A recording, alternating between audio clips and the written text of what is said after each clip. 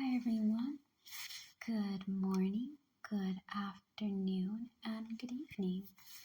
My name is Mix Marikuma, and I am the owner of Marikuma Healing, where I do card readings, I give out advice, and we do some witchy stuff on the side.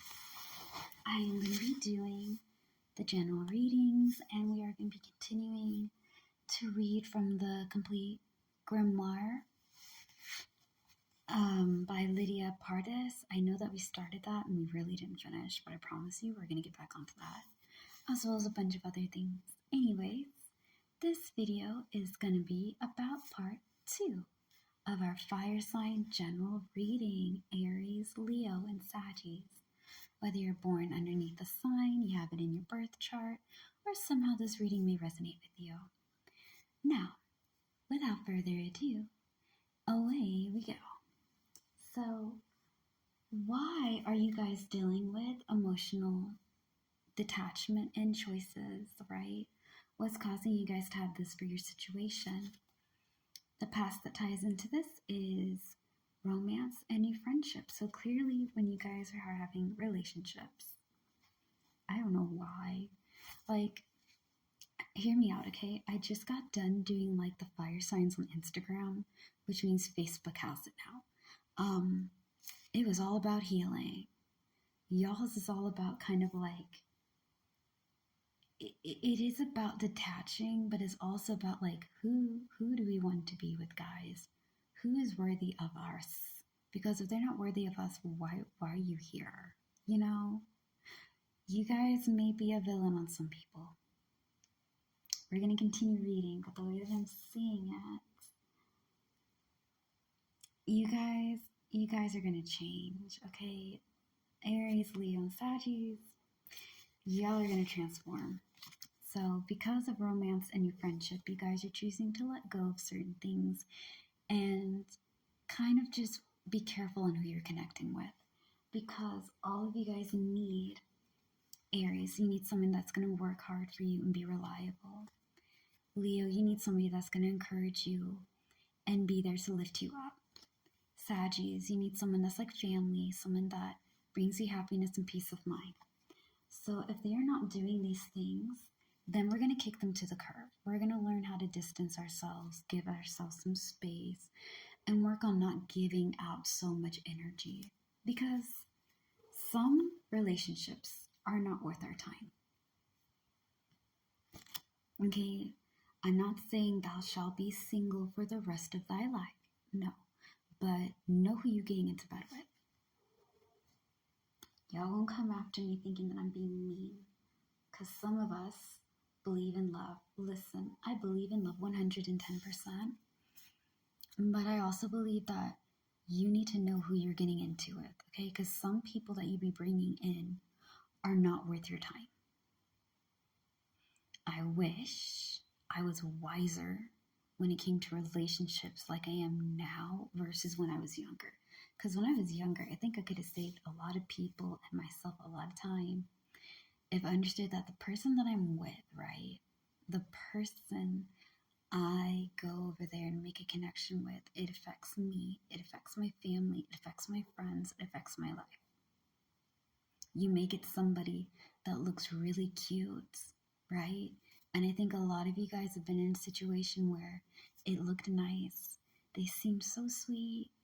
She seemed so gentle. He seemed so kind. They seemed so understanding. And then something happens where it doesn't make any sense anymore. You know what I mean? The mask starts to slip. You know, if you have kids with them, Godspeed, because it's not easy having children with somebody who's difficult. Believe me, you know, I kind of get it in a guardian sense because I was never like a parent, but I was a guardian. I had to watch over someone, and the person I had to deal with was a nightmare. The kid was beautiful. The person I dealt with was a freaking nightmare. I hated them. I still do. I do not like that person at all. But anyways, yeah, you know, you don't know. Take time. Take it easy. Focus on yourself and know what you want. Okay?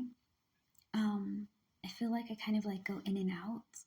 but just being as gentle as I can be, because I know it's not an easy thing, especially if some of you guys are getting over a relationship, or you're kind of like needing to escape because it's really toxic and abusive and you don't want it anymore, and now you're just trying to find an exit plan. Okay, so we're going to get into it with the little time that I got. First, for those of you guys who are wondering about relationships, but you're not ready, take your time. Okay, I'm tackling you first. Listen clearly. Understand I say this out of love. Okay, I want you guys to be happy. I want you to take this world and I want you to fly as far and as high as you want to and get all the stuff that you need. You know what I mean? So, if you are not ready for a relationship, take your time. Relationships take work. It takes effort. It takes patience, okay? And I think before you jump into that water, it's really important to know what you want, okay?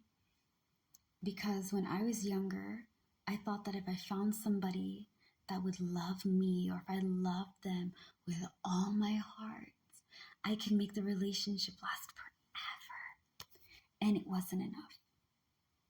Then I leave that relationship leave me, and I go to the next, and I go to the next, instead of sitting down, working on myself, focusing on my patience, trying to be more understanding, and kind of do the inner work before I try to go over there and get with somebody that, one, may not be compatible to me, may not be the right person that I'm supposed to be with. You don't have to be in your 20s to find a relationship.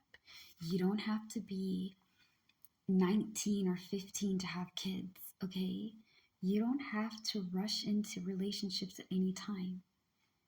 I'm going to be 30 this year. I do not have a relationship. I'm taking my time, so the next time I get it right. Take your time before jumping into things, okay? You're not too old. You're not running out of it. It's important to be taking it easy, because this way you can kind of learn each other, right? Also, make sure that you're financially stable. Get your money stacked before you guys come into a relationship, because if you're with somebody who's richer than you and you have to depend on them for money, it can turn really ugly. I've been in situations where I got financially dependent on somebody and it turned super, super ugly and crazy toxic. So don't do that. For you guys who just got out of relationships, right? We're going to take this into part 3. So you guys just got out of a relationship. You don't really want to deal with it. You're just kind of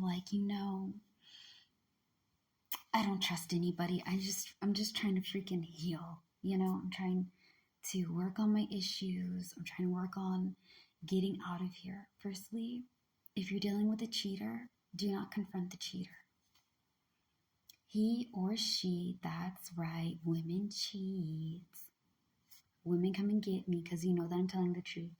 We cheat just as much as men cheat, and people cheat on each other, okay? Whether it's emotional, physical, sexual, whatever, cheating is cheating, okay? All right. Now, that being said, do not confront the cheater. Do not confront the cheater. Work on saving your money. If you have kids, maybe go and see if you can be with someone I don't have a lot of time. Okay, I'm going to continue this conversation on part 3. So I know I left you in a cliffhanger. I apologize, but I'll have more time to discuss it in the next one because they only gave me 10 minutes to speak. So, as always, slay the day. Be happy and be gay. I love you so much. Peace out. Bye.